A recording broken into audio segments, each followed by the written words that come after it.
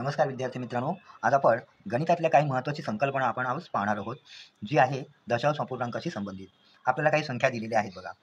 त्या संख्यांमध्ये काही विशिष्ट असा संबंध आपल्याला मिळवायचा आहे आणि तो संबंध आपण शोधून काढायचा आहे. आता पहिली संख्या आहे 5.5 म्हणजे ही दशांश अपूर्णांक संख्या आहे.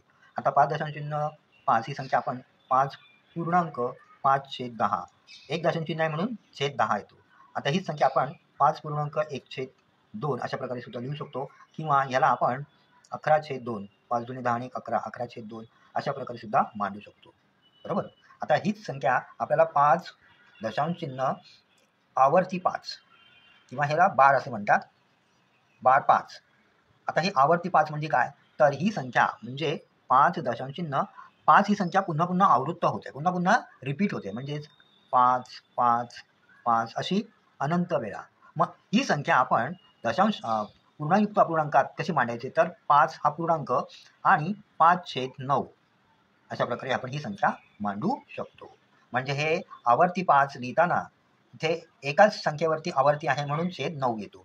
दोन संख्येवरती जर आवर्ती असेल तर छेद 99 येईल. 3 नंतर आवर्ती असेल तर ते 999 अशा प्रकारे ते वाढत जातं. म्हणजे ही आवर्ती आहे, पुनरावृत्त होणारी संख्या आहे.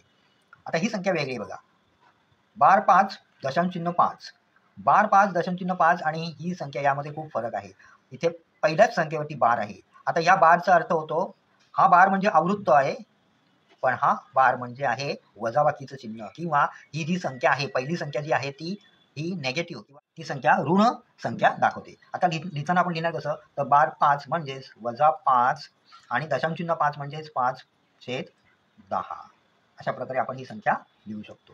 आणि आता शेवटची संख्या आहे बार 5 दशांश चिन्ह बार 5, म्हणजे या दोन्ही संख्यांवरती आपल्याला बार चिन्ह दाखवतोय. मग आपल्याला माहिती आहे हे बार म्हणजे वजाबाकीचं चिन्ह आणि हे बार म्हणजे आवृत्त किंवा हे आवृत्त चिन्ह, म्हणजे -5 पूर्णांक आवृत्त लिहिताना 5/9 अशा प्रकारे ही संख्या आपण लिहू शकतो.